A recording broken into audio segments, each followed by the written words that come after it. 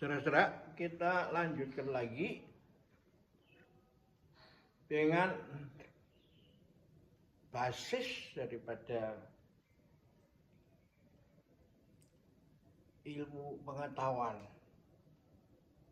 tentang alam semesta ini dalam seni memimpin itu. Ya. Charles Darwin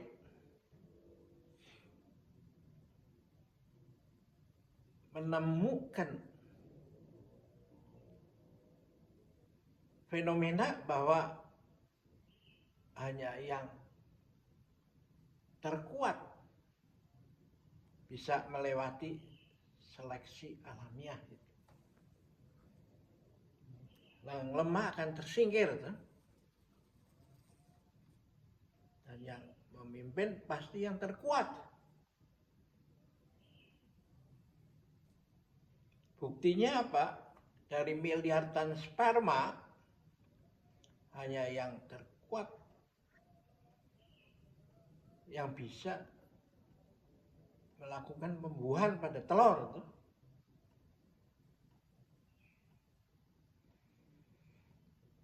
Tapi dalam selanjutnya, Charles Darwin berpendapat dan mencoba mengkoreksi lantaran dia tahu bahwa alam ini semua terus berubah. Tidak ada yang tetap, kecuali yang tetap itu adalah semua yang berubah itu bisa berubah. Jadi bukan yang terkuat dan terpinter yang akan menjadi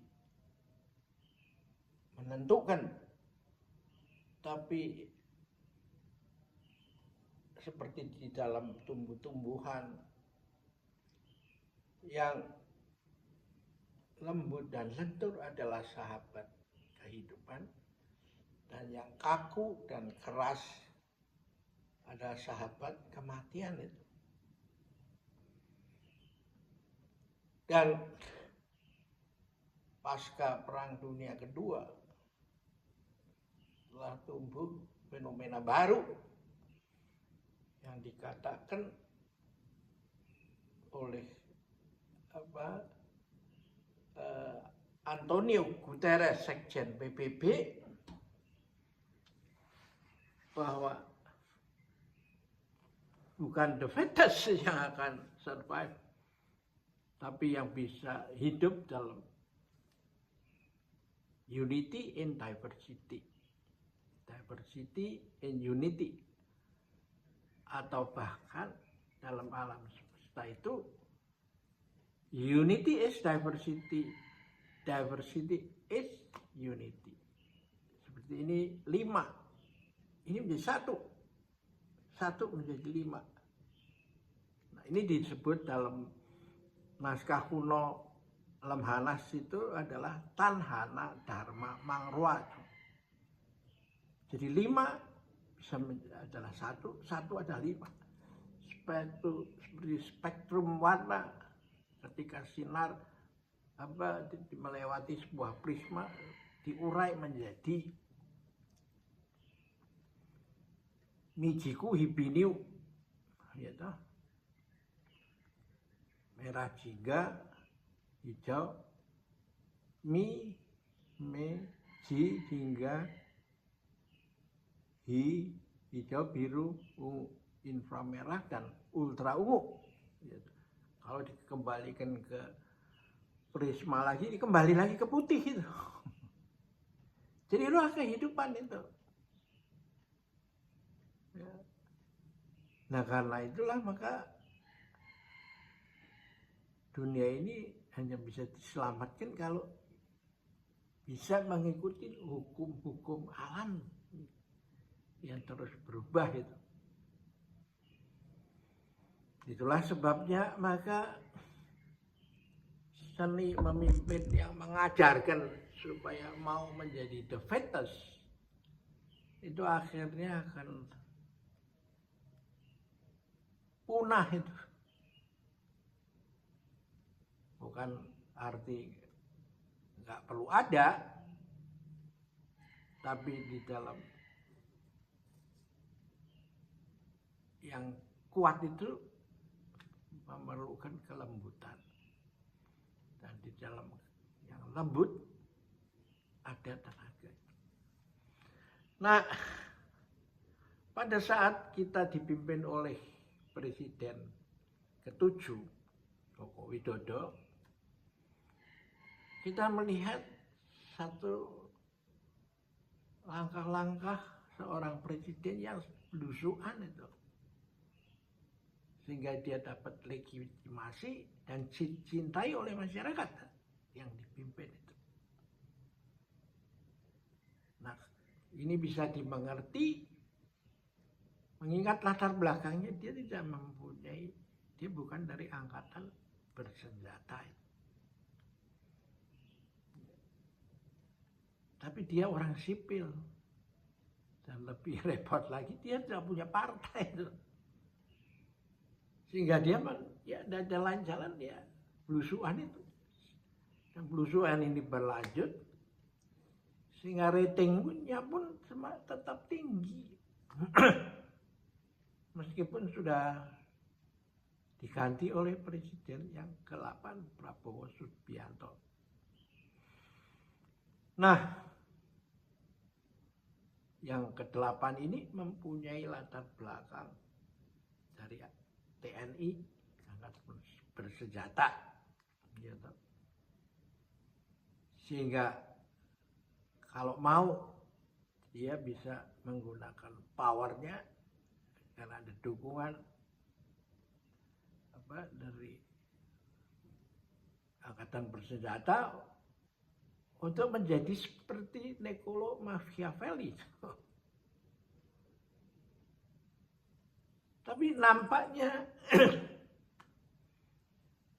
yang ke-8 ini bisa membaca perkembangan zaman ini dalam perspektif kearifan klasik juga. Di mana sebelumnya pada waktu Pak Harto menggunakan pendekatan the fittest itu.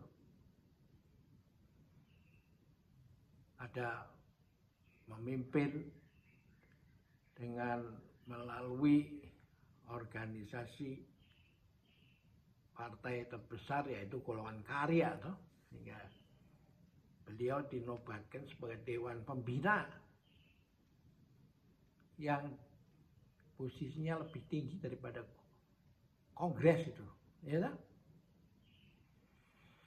Nah, yang ke-8 ini menarik untuk diamati karena dia menggunakan bahwa dengan merevisi undang-undang TNI yang sekarang masih digulirkan di masyarakat ini dan menimbulkan tentu saja reaksi pro dan kontra itu, lama-lama akan mencapai keseimbangan bahwa ini adalah elaborasi dari belajar pada masa lalu dalam perspektif menuju masa depan yang inspired by kearifan klasik yin dan yang itu. Bahwa di dalam yang hitam ada titik putih subuh, di dalam siang ada titik malam ketika sampai kepada maghrib itu. Artinya apa? Ada hubungan yang saling menghidupi dan membatasi itu, ya, antara dua kekuatan yang seolah-olah antagonistik ini kan. Nah, ini terjadi kan di dalam yin dan yang, dan juga di dalam 5 unsur bisa dikembangkan dalam 5 unsur seperti dalam Pancasila itu intinya Ekasila dari Pancasila, tapi Ekasila itu adalah Pancasila toh. Kita melihat kayu yang dikontrol oleh logam, logam yang dikontrol oleh kayu yang dikontrol oleh logam, ya. Logam dikontrol oleh api, api dikontrol oleh air, air dikontrol oleh tanah. Tapi sebaliknya, menghidupi, kalau kayu dibakar dengan api, dia berubah menjadi abu dan berakumulasi menjadi tanah. Jadi kayu dengan api menghasilkan tanah. Tanah menghasilkan, di dalamnya ada logam. Logam menarik air sehingga dia karatan. Dan air itu lalu berubah menjadi kayu, gitu. Terus begitulah saling menghidupi dan membatasi. Ini harus belajarin kalau kita mau supaya Indonesia bisa maju menjadi negara terkemuka dalam pergaulan antar bangsa di era zaman artificial intelligence, ya. Kita akhirin dulu sampai sini dan jumpa kembali pada acara berikutnya.